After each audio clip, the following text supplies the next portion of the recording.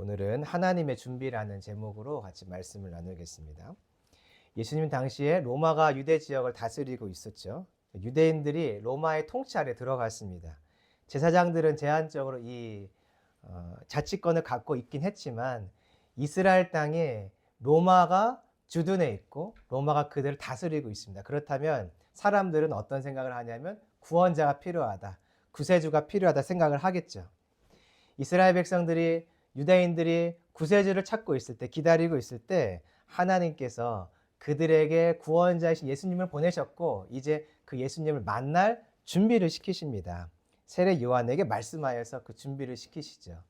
회개 세례를 선포하면서 메시아를, 그들이 기다리던 자들을 만나도록 준비시키십니다. 군인, 세리, 무리들, 이 메시아를 기다리던 자들을 만나게 하시고 헤롯 안티파스, 메시아에 대해서 관심도 없고 메시아를 알고자 하지도 않는 그 자를 또한 하나님은 준비시키시죠. 왜냐하면 메시아가 왔는데 준비되어 있지 않는 사람은 구원이 아니라 심판받게 되어 있기 때문에 그렇습니다. 그래서 세례 요한을 통해 구원자를 만날 준비를 시켜주신다면 이것은 복이고 은혜입니다. 하나님께서 이 은혜를 주기로 결정하시고 자기 스스로 세례 요한을 준비하셔서 준비 안 된 사람들, 준비하고 싶지만 준비할 수 없는 사람들이 준비하도록 도우시는 것, 이것이 오늘 본문의 이야기예요. 하나님은 스스로 준비하세요. 사람이 준비되어 있지 않더라도 사랑의 마음을 가지고 그들을 준비시켜 구원자 예수님을 만날 때 심판이 아니라 구원 얻는 길들을 열어놓으십니다. 오늘 이 말씀 같이 살펴보시죠. 자, 1절 말씀입니다. 하나님이 주신 가나안 땅의 주인이 바뀌었어요. 원래 이 땅의 주인은 이스라엘이었습니다. 그런데 로마가 그 땅을 통치하고 있었죠. 예루살렘을 중심으로는 총독이 다스리고 그 주위의 지역들은 분봉왕이 다스렸어요. 그래서 로마 아래 살고 있는 유대인들은 기대하는 것이 있었습니다. 해방되었으면 좋겠다. 누가 좀 찾아와서 다윗과 같은 자가 일어나서 우리를 해방시켜 줬으면 좋겠다. 정치적으로 이들에겐 지금 구원자가 필요한 상황이었어요. 그런데 백성들은 그랬는데 유대의 지도자들은 조금 달랐어요. 자, 2절 보시면 대제사장을 중심으로 총독 아래에서 이들은 총독 로마와 손잡고 제한적으로 자치를 하고 있었죠. 권력의 맛, 세상의 맛, 물질의 맛을 이미 보았습니다. 그래서 이들은 메시아를 간절히 찾진 않아요. 기다리고 있기는 해요. 그러나 간절히 찾고 있진 않습니다. 오히려 메시아처럼 보이는 사람을 만나면 일단 의심해요. 그리고 의심하고 그를 죽이려 드는 자들이 바로 누구냐면 유대의 지도자들이죠. 보세요.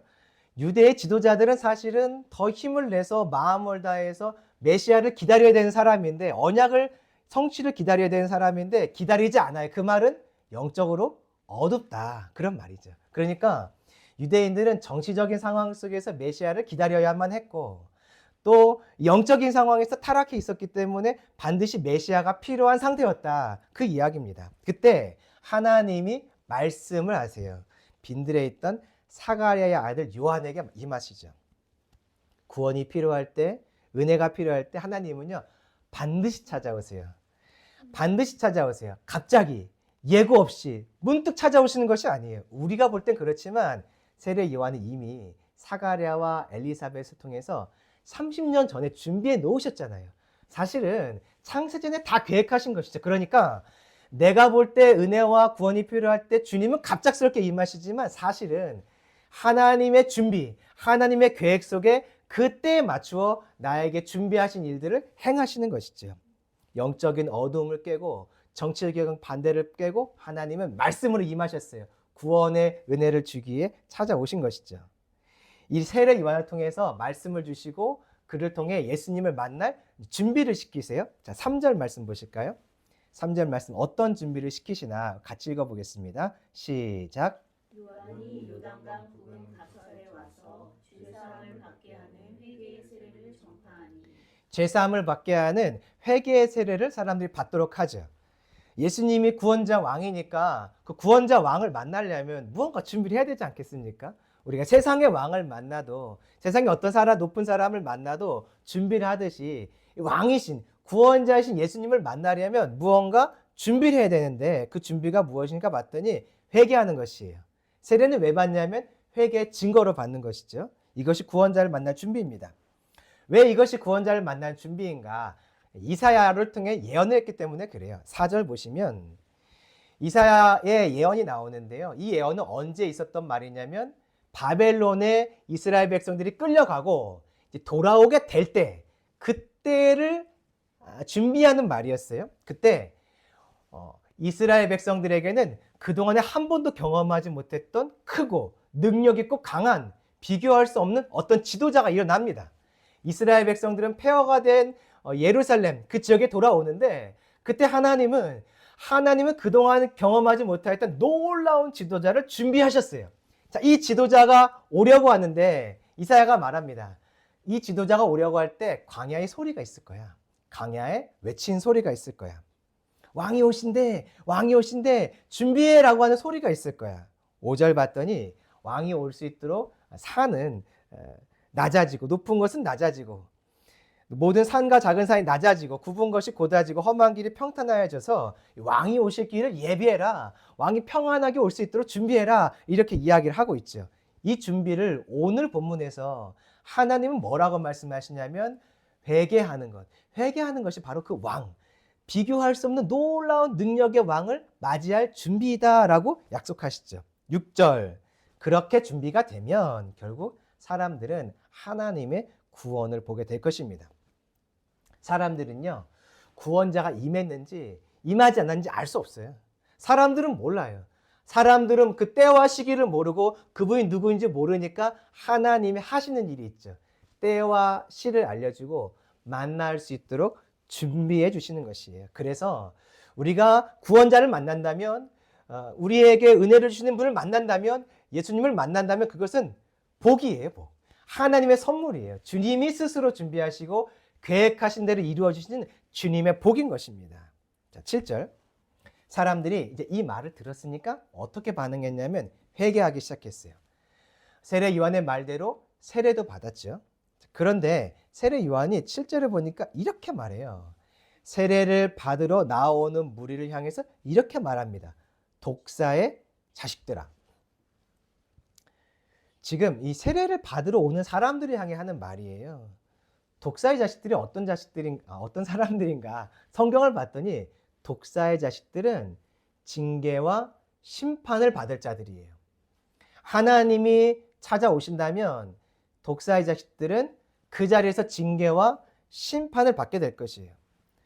근데 여러분 이상하지 않으세요?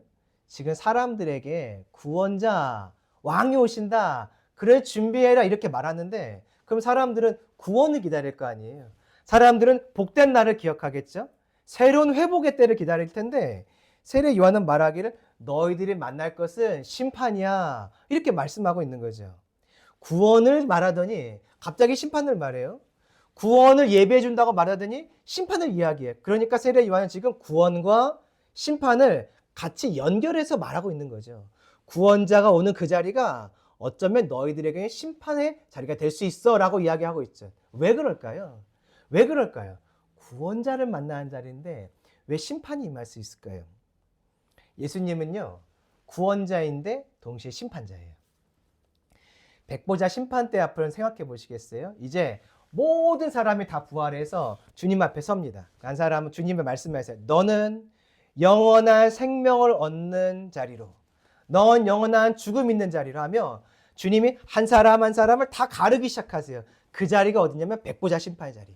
예수님이 무엇을 하나 봤더니 어떤 사람은 구원의 자리로, 어떤 사람은 영원한 죽음의 자리로 가르기 시작하세요. 아, 예수님은 보니까요, 구원자인데 곧 심판자이기도 하시죠. 계시록에 봤던 예수님이 이 땅에 찾아오실 때가 있어요. 세상 모든 악한 자들은 다 같이 모여서 전쟁할 준비를 하죠. 저 예수와 싸워 이기자! 전쟁할 준비를 할 때 그 자리에 주님이 찾아오시면 전쟁을 준비한 자들에게는 심판이 임하는 것이고요. 주님이 오는 그 자리에 순교한 자들은 부활의 영광을 얻게 되고, 그 고난의 시기를 겪어 이겨나갔던 자들에게는 하나님이 허락하신 새로운 때가 임하게 되죠. 그러니까 예수님이 있는 자리는 생명이 있는 자리고 동시에 하나님의 심판, 죽음이 있는 자리인 것이죠. 지금 세례 요한이요, 구원자이신 예수님을 만날 준비를 시키고 있어요. 그런데 아쉽게도 이 메시지를 듣고 있지만 반응하는 것 같으나 반응하지 않는 자들이 있었어요. 여전히 이 말을 듣고 세례 요한 앞에 나오긴 하지만 깨닫지 못하는 자들이 있었어요. 그들에게 찾아오는 것은 구원자 앞에서의 심판인 것이에요. 분명히 구원을 받기 위해 구원을 향하여 나왔는데 준비되지 않은 자가 구원자를 만나면 그 자리에 임하는 것은 심판이에요. 그러니 다시 한번 하나님께서 세례 요한을 통해 책망하세요. 너희들 그 왕을 만날, 구원자를 만날 준비를 해라. 준비되지 않은 사람들을 하나님이 지금 다시 준비시켜 줄 때 쓰신 말이 독사의 자식들아예요. 구원은요, 하나님이 홀로 준비해서 주시는 은혜예요. 사람들이 메시아를 기다리다가 메시아가 온다, 구원자가 온다 소문을 들으니까 반응하죠. 세례 요한 앞에 나갔다는 것은 반응했다는 것이에요. 그런데 반응했던 사람들이 준비가 안 되어 있어요. 오는 것까지는 오지 않은 사람들에 비해서 준비한 것이지만 아쉽지만 예수님 앞에 서려면 바른 준비가 되어 있어야 돼요. 준비가 안 돼 있으니 온 사람들을 향해서 독사의 자식들을 하며 마음이 얼마나 찔렸겠어요. 마음이 얼마나 무겁겠어요. 지금 이게 무슨 일인가? 난 구원을 기다리는데 그 자리에 온 자들을 다시 하나님은 준비시켜 주는데 이것이 곧 은혜예요. 난 준비되지 않은지조차 모르는 사람들이 준비할 수 있도록 도와주시는 것, 준비하도록 하시는 이것이 은혜인 것이죠. 요한은 눈에 그들은 구원자를 만나려다가 진노를 얻게 될 것이 뻔했어요. 자, 그 이유가 8절에 나오는데요. 한번 읽어보실까요? 시작. 그러므로 회개에 합당한 열매를 맺고 스스로 아브라함이 우리 조상이라 말하지 말라. 내가 너희에게 이르노니 하나님이 능히 이 돌들로도 아브라함의 자손이 되게 하시리라. 회개의 세례를 받으러 왔는데 진정한 회개가 없었어요. 무엇이냐면 겉으로 회개는 하는데 삶을 바꾸려고 돌이키려는 생각이 없었던 것이에요. 아직 세례를 안 받은 것 같아요, 이 사람들은. 그러니까 이런 말을 했겠죠. 회개한다고 찾아오긴 왔는데 마음에 삶을 돌이키고 싶은 욕구는 없었던 것이에요. 그것이 세례 요한의 눈에 보였던 것이죠. 하나님의 눈에 보였던 것이에요. 왜 그런가 봤더니 선민사상 때문이에요. 아이, 설마 하나님이 우리를 심판하시겠어. 아무리 그래도 나를 버리시겠어. 사람들의 마음에 나는 아브라함의 후손이야, 나는 믿음의 사람이 하는 그런 자부심이 있었어요. 그래서 나오긴 하는데, 구원자를 만나러 나오긴 하는데, 아이 뭐 이 정도 갖고 가도 괜찮겠지, 설마 나를 심판하겠어 하며 마음속에 선민사상으로 똘똘 뭉쳐 진정한 회개를 할 준비가 되어 있지 않았던 것이죠. 보세요. 지금 이 유대인들이 살고 있는 예루살렘, 유대인들이 살고 있는 가나안 땅, 이 땅을 지금 누가 통치하고 있나요? 로마가 통치하고 있었어요. 구약 성경을 보니까 그들이 땅을 빼앗길 때, 땅에 대한 통치권이 바뀔 때는 항상 똑같은 이유 한 가지 때문이었어요. 무엇이냐면 범죄에서예요. 범죄하니 하나님이 그 땅의 주도권을 빼앗아 가시고 때에 따라서는 그 땅에서 쫓아내버리시죠. 지금 이스라엘 땅이요, 유대인들이 살고 있는 땅이 로마의 통치 아래 있어요. 그것은 하나님이 범죄하기 때문에 그들을 징계하신다라는 뜻이죠. 그런데 지금 이 앞에 세례 요한 앞에 세례를 받으러 온 사람들이 깨닫지 못해요. 아니 무슨 나에게 징계가 있겠어. 지금 나의 삶에 징계가 가득하거든요. 로마의 통치를 지금 얼마나 오랫동안 이 시간이 지나갔어요. 그런데 사람들이 깨닫지 못해요. 내가 징계 아래에 있는데 아이 설마 내가 징계받겠어. 영적으로 어두운 상태니 지금 분명히 구원자가 필요한 상태인 것이죠. 9절, 좋은 열매 없으면 찍혀 불에 던져지고 말 뿐이야, 이렇게 말해줍니다. 잠깐 정리해 볼까요? 하나님이 지금 하고 계신 일이 있어요. 사람들이요, 구원자를 만나도록 준비시켜 주는 것이죠. 어떤 사람들을 준비시키셨나? 메시아를 기다리고 있던 사람들이요. 또 메시아를 기다려서 준비해야겠다 마음을 먹었는데 준비가 안 된 사람들이요. 그게 누굴까요? 준비하라고 하는데 준비하지 못하고 깨닫지 못한 사람들 누굴까요? 우리예요, 우리. 오늘 우리도요, 이 땅을 살아가지만 다시 오실 주님이 있다는 것을 알고 있어요.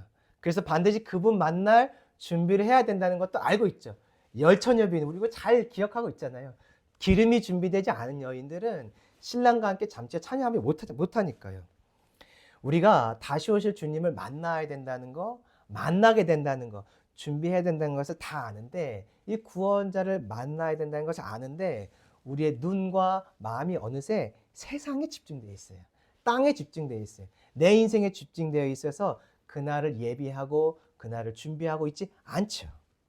현실과 현재에 머물러서 미래와 다음 땅을, 다음 세대, 다음 땅, 다음 곳을 바라보지 못해요. 그래서 주님이 세례 요한을 통해 그 당시의 사람들에게 초림 예수를 만나도록 준비했다면 오늘 우리에게는 재림의 예수를 만나도록 지금도 계속 하나님은 준비하신 것들을 계획하신 대로 일하고 계세요. 계획하신 대로 우리가 그 주님을 만나고 바라볼 수 있도록 도와주고 계세요. 어떻게 도우실까? 정치적 혼돈을 통해서요. 나라의 상황을 보면 정치적으로 너무 혼미한 것 같아요. 이 일들을 통해 주님은 우리에게 다시 오실 주님을 기다리게 하세요. 어떻게 기다리게 하실까요? 지도자들을 위해 우리가 기도하게 하죠. 예수 믿는 사람들은 그들의 죄를 나의 죄로 여기며 회개하게 만들어요. 회개하는 것은 곧 예수님 구원자를 만나는 준비로 안내하는 것이죠. 오늘 우리가 이 정치적인 혼돈을 보면서 회개하기 시작하게 되죠. 교회들이 깨어나기 시작해요. 코로나 때 어려움도 겪고 교회 문도 닫고 그러면서 교회가 어려움을 겪으니까 이 정치적인 혼돈을 보면서 우리가 비판만 하는 것이 아니라 이제 회개하고 돌이키게 돼요. 그것은 곧 무엇이냐면 다시 오실 예수님의 때를 우리가 교회가 준비하도록 하는 것이죠. 이 땅이, 이 나라가 주님의 때를 준비하게 주님은 하세요. 이 나라에는요, 동성애, 음란, 차별금지법 같은 악한 일들이 지금 가득하게 일어나고 있어요. 나라를 위해서 사람들이 기도하기 시작했어요. 사람들이 나라의 이 죄, 어두운 죄, 음란의 죄, 동성애의 죄, 차별금지법 같은 악법들이 나오는 것을 보면서 교회가 회개하기 시작해요. 회개는 곧 예수님을 만나러 준비하는 것이죠. 주님은 지금 재림의 예수, 다시 오실 주님을 우리가 만나고 바라봐야 한다는 것을 말씀하고 계신 것이에요. 그러니 주님은 지금도 우리가 주님을 만나도록 준비하고 계시죠. 주님은 이렇게 좋은 분이세요. 우리가 끊임없이 주님을 찾아갈 수 있도록 하나님의 때를 맞이할 수 있도록 그 때가 심판의 때가 되지 않고 구원의 때가 되도록 준비하고 계신 것이죠. 이제는요, 선민사상 때문에 찾아온 두 가지를 보여줘요. 첫째는 선민사상 때문에 사람들이요, 죄를 인식하지 못합니다. 두 번째, 죄는 알긴 하는데 돌이키지 않아요. 같이 보실까요? 자, 10절입니다. 무리들이 찾아왔어요. 지금 세례 요한 앞에 무리들이 찾아왔어요. 그리고 말합니다. 이 독사의 자식들아, 이 말을 들으니까 마음에 어떤 찔림이 있었겠죠. 그리고 말합니다. 우리가 그럼 무엇을 해야 됩니까? 어떻게 하면 되겠습니까? 자, 이 사람들은요, 자기의 죄를 인식하지 못하는 사람들이에요. 11절 말씀 같이 읽어보겠습니다. 시작. 대답하여 이르되 옷 두 벌 있는 자는 옷 없는 자에게 나눠줄 것이요 먹을 것이 있는 자도 그렇게 할 것이라 하고. 이들은 속옷이 두 벌이 있는 자들이에요. 이들은 먹을 양식이 있는 자들이에요. 자, 그런데 이것은 풍성함을 말하는 것은 아니에요. 최소한을 말하는 것이에요. 최소한 속옷 두 벌은 갖고 있어야 살아요. 두 벌이 있는 자. 여기서 먹는 양식은 잔치상에 있는 풍성한 양식을 의미한 단어가 아니에요. 그냥 우리가 매일 먹는 그냥 밥, 국, 김치 이 정도 놓고 우리 보통 밥 먹잖아요. 그런 아주 최소한의 식사. 그냥 하루에 한 끼를 넘어가기 위한 최소한의 식사. 그 정도 식사를 가지고 있는 사람들을 말하죠. 대부분 다 이렇게 살잖아요. 넉넉하진 않지만 그냥 오늘을 살아갈 정도는 가지고 우리가 살아가요. 그들의 이 넉넉하진 않지만 나보다 없는 자들을 내 것으로 돌봐야 하는데 바로 이 최소한의 것을 가진 자들이 그 길을 걸어가지 않고 있었어요. 그래서 뭐라고 말하냐면 너희들은 회개에 합당한 열매가 없다. 생각해 보세요. 내가 넉넉하지 않고 그냥 최소한의 것이 있어요. 최소한. 많지 않아요. 최소한. 근데 그것을 내가 누군가와 나누지 않는다고 이거 책망받을 일이 될까요? 여러분은 어떻게 생각하세요? 내가 갖고 있는 것이 많지 않아요. 그냥 최소인데 내가 이것을 나누지 않았다고 이것이 책망받은 일이 될까? 과연 다른 사람들이 나를 보면서 야, 넌 두 개나 있는데 왜 없는 사람한테 한 개 주지 않아? 라고 사람들이 말할까요? 아니요. 우리가 그 정도는 아니에요. 우리가 생각할 때 이 정도는 내가 스스로 생각해도 책망받을 일이 아니고요. 다른 사람들이 나를 보면서도 책망할 일이 아니에요. 이것은 죄가 아니에요. 죄처럼 보이지 않는 일이에요. 그러나 주님은 지금 말씀하세요. 두 개 가진 자가, 먹을 것 있는 자가 없는 자에게 주지 않는다면 너희들은 마땅히 해야 할 일을 하고 있지 않았어라고 말하죠. 그러니 이 최소한의 것들을 갖고 있는 사람들은 내가 사실 하나님의 말씀을 따라서 이 최소한의 것을 가지고 마땅히 해야 할 일을 하지 않는 죄인이라는 사실을 모르는 자들이에요. 이런 사람은요, 주위 사람들을 또 죄인으로 여기지 않아요. 그러니까 나 스스로도 내가 마땅히 할 일을 하지 않는 죄인인 것을 모르는 자. 주위 사람들도 저 사람은 죄인은 아니지. 저 사람이 무슨 죄인이야. 주위 어느 누구도 죄인인지 알지 못하는, 인식하지 못하는, 드러나지 않은 죄인들인 것이에요. 선민사상 때문에 사람들이 자기 안에 있는 죄를 보지 못해요. 드러나지 않은 죄, 숨겨져 있는 이 죄들, 마땅히 해야 할 일들을 하지 않는 자기의 죄를 보지 못하죠. 주님은요, 이렇게 내가 죄인인지조차 모르는 사람들이 구원자를 만나도록 지금 준비시키고 계세요. 자, 12절 보실까? 이제 조금 달라요. 얘는 죄인이라고 드러난 사람이에요. 나도 내가 죄인인지 알아요. 다른 사람들도 나를 보면서 손가락질. 저 죄인. 그게 누구냐면 12절에 세리들이죠. 세리들이 세례 받으러 와서 말해요. 우리는 어떻게 합니까? 세리는요, 드러난 죄인이에요. 확인된 죄인. 나 개인도 알고요. 온 이스라엘 백성들이 다 알아요. 다 손가락질 하거든요. 저 세리는 죄인이다. 왜냐하면 과징해야 될 세금보다 더 많은 것들을 과징해서 자기들의 부를 채웠기 때문이죠. 자, 그들은 13절 이렇게 말합니다. 너희들 부과된 것 외에 거두지 말아라. 이게 어떤 말이냐면 세리들이 지금 회개함으로 죄사함을 얻는 세례를 받으려고 왔는데 마음속에 어떤 마음이 있냐면 내가 회개는 하지만 저 세례는 받지만 나 이거 계속해야지. 멈추지 않을 거야. 어떻게 멈춰? 내 인생에 이것이 얼마나 큰 기회인데 안 멈춰. 나 포기 못해. 돈 포기 못해. 이런 마음으로 와 있다는 것이에요. 자, 14절. 이번엔 군인들이에요. 군인들이 묻습니다. 우리는 무엇을 해야 됩니까? 이들도 지금 죄사함의 세례를 받으러 온 자들이에요. 자, 그들은 봤더니 일상이 이랬어요. 강도짓이었어요. 권위가 있고 힘이 있으니까 강도짓을 해서 자신들의 필요한 것들을 채웠죠. 거짓으로 고발하는 자들이었어요. 이득을 취하기 위해서. 이 사람들은 봤더니 받은 급료를 족한 줄로 알아. 그러니까 내가 일해서 어떤 수고의 대가를 받는데 더 얻고 싶고 더 추구하고 싶은 욕망이 있는 것이에요. 그래서 군인의 힘으로 권세를 가지고 강도짓도 하고 다른 사람들을 거짓으로 고발해서 어떤 이득을 취하는 자들이 이 군인들이었던 거죠. 그러니까 이런 마음인 거예요. 회개 자리에 나와서 내가 죄사함의 세례를 받고 싶어. 그런데 마음속에 근데 이거 어떻게 버려? 내가 이 권세 어떻게 버려? 내가 이 권세를 가지고 취할 수 있는 이 이득들 내가 어떻게 버려? 그건 포기할 수 없지. 그런데 지금 구원자가 온다니까 내가 심판받을 수 없으니까 내가 회개 세례는 받자. 이러고 와 있던 것이죠. 주님은 지금 하나님은 어떤 사람들을 구원의 자리로 초청하시고 인도하고 계시냐면 드러난 죄인들이 드러난 죄인. 내 죄가 정확하게 보여요. 그런데 이 마음을 바꾸려고 하지 않아요. 주위 사람들도 다 알아요. 저 사람들, 저 죄인, 저 세리, 저 군인들 내가 알아. 저들 때문에 내가 고통받고 있어. 저들 때문에 내 친구가 고통받고 있어. 다 아는 그 죄인들이 징계의 자리, 심판의 자리가 아니라 구원자를 만나서 회복의 자리, 은혜의 자리로 들어가도록 주님은 지금 준비시키고 계신 것이에요. 그러니 이것이 얼마나 은혜예요. 이것이 얼마나 은혜. 여러분, 징계와 심판은 쉽습니다. 그런데 하나님의 기쁨은 그것이 아니에요. 구원을 향한 두드림은 어려워요. 우리가 누군가에게 은혜의 자리로 나와라, 우리가 누군가를 믿음의 자리로 나와라, 회개하고 싶게 나와라 하는 것은 되게 어려운 일이에요. 하지만 그것은 하나님에겐 기쁨인 것이에요. 주님은 그것을 선택하셨어요. 주님도 이것이 어려워요. 사람들 돌아오지 않으니까. 그러나 주님은 돌아오지 않을 자들을 준비시켜 돌아오도록 하려고 하시는 분이 바로 주님이신 것이죠. 15절. 이 말을 듣는 사람들의 생각이 있었어요. 혹시 저 요한이 그리스도인가? 16절. 요한이 말합니다. 아니야. 나는 구원자가 아니야. 난 그리스도가 아니야. 나는 물로 세례를 베푸는데 너희들이 기다리던 그 그리스도는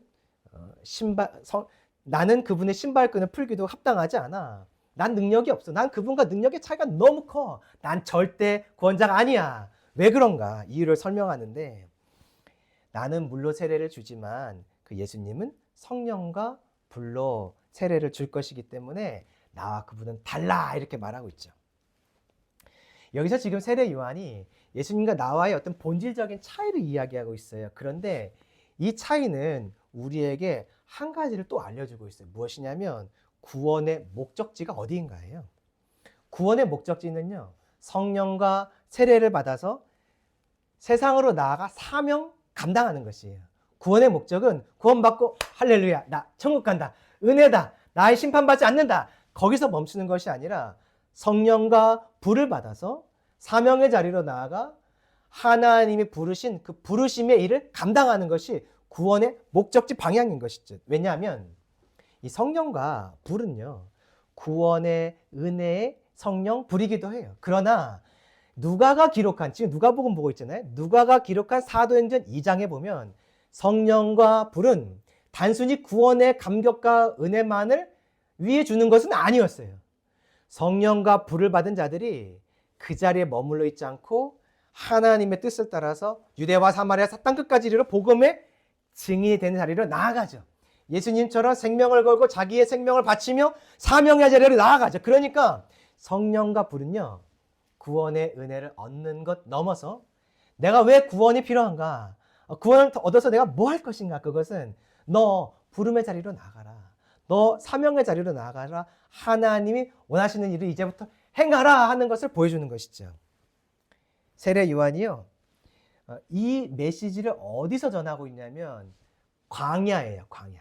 그래서 광야에서 사람들이 이 메시지를 들으면 그들을 데리고 어디로 갈까요? 요단강에 가서 세례를 베풀죠. 자, 보세요. 세례 요한이 광야에서 말씀을 선포하면 사람들이 오죠. 듣고 그들이 회개하기 시작하면 그들을 데리고 자, 이제 가자. 덥지, 뜨거웠지, 요단강에 가서 우리 시원하게 한번 세례 받을까 하면 사람들을 요단으로 데려가요.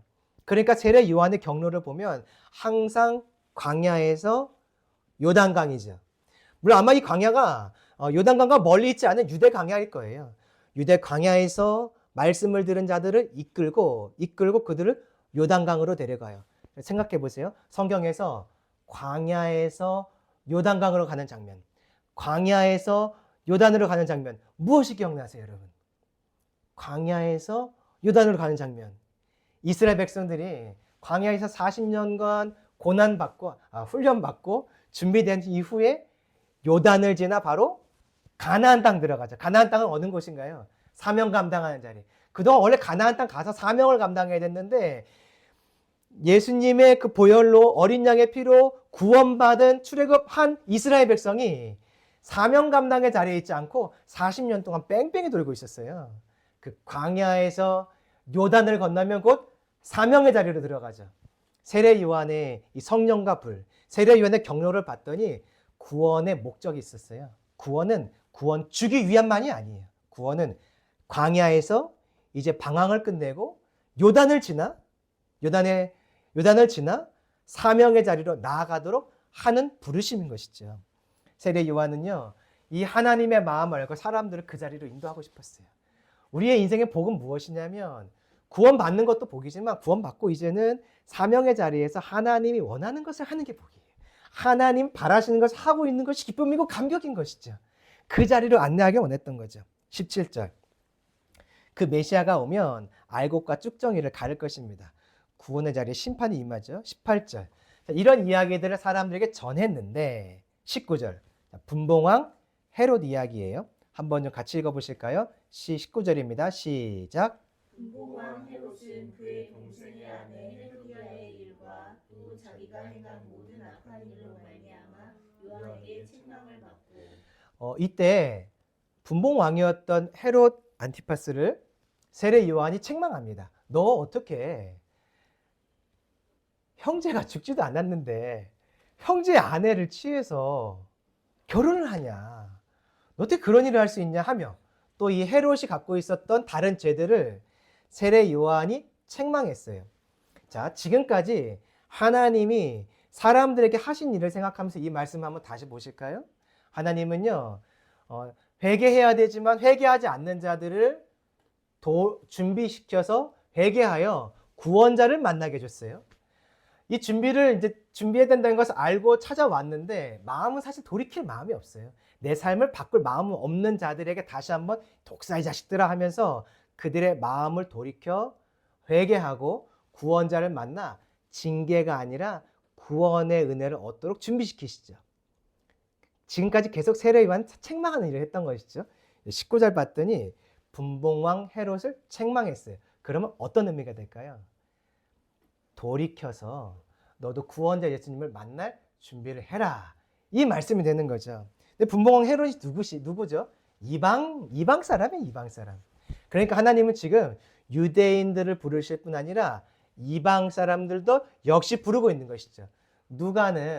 누가복음은 이방인들을 위해 기록된 서신이에요. 사람들이 말해요. 야, 그 예수 너희들의 구원자 아니냐? 예수 유대인의 구원자 아니냐? 누가가 말하죠. 아니, 잘 봐. 하나님은 그 예수를 너희들이 섬겼던 그 분봉왕 헤롯도 찾아가려고 준비하고 계셨어. 그가 회개하고 돌이키면 그를 만나주시고 심판이 아니라 구원의 자리로 인도하려고 준비하고 계셨어라고 지금 누가가 말해주고 있는 것이에요. 20절. 하지만요, 이 헤롯은 이 세례 요한의 얘기가 싫었어요. 그래서 한 가지 악을 더하여, 악을 더했다는 것은 요한을 옥에 가두는, 자기에게 좋은 말 해준 사람을 잘 받아들이고 해야 되는데, 나단을 받아들였던 다윗처럼 해야 되는데, 그렇지 않았어요. 예레미야를 감옥에 가두듯이 이 헤롯 왕은 요한을 옥에 가두었죠. 죄를 더했다는 것입니다. 주님은요, 유대인, 이방인, 죄를 인식하는 자, 인식하지 못하는 자, 내 죄가 있는지를 아는 자, 전혀 모르는 자, 모든 사람을 예수님 앞에 서서 구원받을 길로 지금 인도하고 계신 것이, 준비하고 계신 것이, 차별 없이 그들에게 복음을 전해주고 계신 것이죠. 이처럼요, 오늘 내가 예수님을 알고 만나고 구원을 얻었다면 이것은 한 가지 때문에 그래요. 하나님의 준비하심 때문이에요. 나의 준비가 아니에요. 헤롯 준비 안 돼 있잖아요. 이스라엘 백성들 메시아를 알아도 준비 안 돼 있어요. 내가 주님을 만났고 내가 구원을 얻었다면 이것은 100% 하나님의 준비하심의 결과인 것입니다. 그래서 우리가 할 일이 있어요. 감사해요, 감사. 또 할 일이 있어요. 주님이 만약에 누군가가 예수님을 만나서 심판이 아니라 구원의 자리로 들어오도록 준비하길 원하신다면 우리가 할 일이 있어요. 그 준비에 동참하는 것이에요. 세례 요한이 그 일에 동참하죠. 우리 동참하는 것이에요. 주님은요, 4월 10일에 있는 총선을 통해서 이 나라가 다시 한번 부르심의 자리로 나가기를 원하세요. 이 나라가요, 원래 이승만 대통령을 통해 세워질 때 평화 통일에 이바지하는 나라로 건국의 이념을 가지고 세워졌어요. 그 평화는 세상이 주는 그 평화가 아니라 예수 그리스도로 오는 복음이 주는 평화예요. 그 평화를 가지고 이 세상에 전해서 이 대한민국이 온 땅에 하나님 나라를 선포하고 온 땅에 구원을 이루어가는, 완성해가는 제사장 나라로 세워지기를 이승만은 꿈꿨죠. 하나님 이승만에게 그 꿈을 주셨어요. 이번 총선은 그 꿈을 이뤄갈 수 있느냐, 이뤄가는데 방해가 될 것이냐 어려울 것이냐를 결정하는 아주 중요한 총선이에요. 하나님은요, 지금 우리나라의 총선이라는 일을 통해서 우리가 제사장 나라로서 다시 이 나라가 세워지도록 준비시키고 계세요. 우리가 무엇 해야 될까요? 4월 10일까지 여러분 열심히 기도해야 됩니다. 이 땅에 죄를 놓고 회개하며 한다면 우리는 세례 요한처럼 하나님이 하려는 일에 준비에 같이 참여하는 자가 될 것이에요. 이제 사람들이 요한에게 물어요. 너가 구원자가 아니면 누가 구원자냐? 21절입니다. 그가 말해요. 이제 너희들에게 구원자를 소개시켜줄게. 바로 예수 그리스도야. 21절 보니까 예수님이 이때 세례를 받으셨어요. 사람들이 묻겠죠. 야, 우리처럼 똑같이 회개의 세례를 받는 저 예수가 무슨 구원자냐? 나랑 똑같지 않냐? 22절 말씀 증거가 있어요. 같이 읽어보실까요? 시작. 성령이 비둘기 같은 형체로 그의 위에 강림하시더니 하늘로부터 소리가 나기를 너는 내 사랑하는 아들이라 내가 너를 기뻐하노라 하시니라. 성령이 예수님 위에 내리셨어요. 그때 하나님 말씀하세요. 너는 내 사랑하는 아들이다. 내가 너를 기뻐한다. 이게 바로 증거예요. 하나님을 만나는데 예수님에게 징계가 없어요. 예수님에게 심판이 없어요. 무슨 뜻일까요? 예수님은 죄가 없는 분이라는 뜻이에요. 그러니까 지금 세례 요한은 이 세례 장면을 통해서 너희들을 구원할 구원자 메시아가 저기 왔다. 죄 없는 그리스도가 저기 왔다. 너희들의 죄를 지고 간 어린 양이 저기 왔다. 뒤에 보면 족보가 나와요. 족보의 목적은 한 가지예요. 그 예수님은 바로 하나님이 준비하신 제2의 아담이다. 너희들을 위해 하나님이 구원자 예수 그리스도를 준비하셨다. 아담 이후에 제2의 사람, 제2의 아담, 너희를 위한 구원자가 준비되어 있었다. 창세 전부터 하나님이 준비하셨다라고 다시 한번 선포해주고 있는 것이죠. 자, 말씀을 정리할까요? 구원의 은혜는 하나님의 홀로 준비하심의 결과예요. 하나님이 홀로 준비하신 것을 세상에 드러내십니다. 우리가 그 일에 쓰임받기 원해요. 주님이 구원의 은혜를 세상에 베풀기 위해서 무언가를 지금도 하고 계세요. 영적인 눈을 뜨고 그것을 알고 보고 우리가 그 안에 쓰임받는 인생, 참여하는 인생이 되기를 바랍니다. 어떻게 쓰임받을까? 빈들에 있어야 돼요. 빈들은 사람도 없고 마실 물도 없고 아무것도 없는, 그러나 하나님의 말씀이 있는 것이에요. 우리에게 필요한 것은, 사명을 감당하기 위해 필요한 것은 말씀이에요. 빈들, 주님 나 아무것도 없습니다. 볼 자도 없고 찾아올 사람도 없습니다. 하지만 나를 바라보시는 주님을 나를 바라봅니다. 내게 말씀하세요. 이 빈들에 서서 말씀을 구할 때 우리의 사명을 감당할 수 있는 주님의 말씀이 선포될 것이에요. 그럼 누구를 준비시키는가? 메시아를 기다리는 자, 메시아를 모르는 자들이에요. 그들의 재정, 능력, 권세가 있느냐 없느냐 관계없이 주님의 마음을 가지고 복음을 전하며 주님의 마음을 가지고 그들을 다 준비시켜줘야 돼요. 어떨 때는 어떤 사람들은 보면 저 사람은 아무리 봐도 준비 안 될 것 같아 하는 사람들이 있어요. 환경적으로 아니면 개인적으로 딱 보니까 저 사람은 준비 안 될 것 같아. 그런 사람이 있어요. 우리의 마음으로 판단하면 안 돼요. 주님은 재정이 있으나 권력이 있으나 능력이 있으나 관계없이 모두를 다 준비시켜 주셨어요. 심지어 헤롯처럼 예수님의 복음을 전하는 자들을 죽이려는 자들, 대제사장들처럼 예수님을 죽이려는 자들까지도 준비시켜 주셨던 분이 주님이신 것이죠. 그러므로 이 시대에 주님이 예수님을 만나도록 우리를 안내하시는 것을 보면서 또 주님의 그 안내하시는 계획들이 어디에 있나를 보면서 우리가 함께 그 일에 참여하는, 그 일을 함께 준비해 나가는 우리의 인생이 되기를 원합니다. 그래서 이제는 구원을 얻는 것을 넘어서 나도 누군가에게 구원의 통로가 되어지고 누군가가 예수님을 만나는 그 길을 안내하는 그 역할, 저희가 이번 한 주간 꼭 감당하고 그것을 기도로 또 전도로 삶으로 살아낼 수 있기를 소망합니다.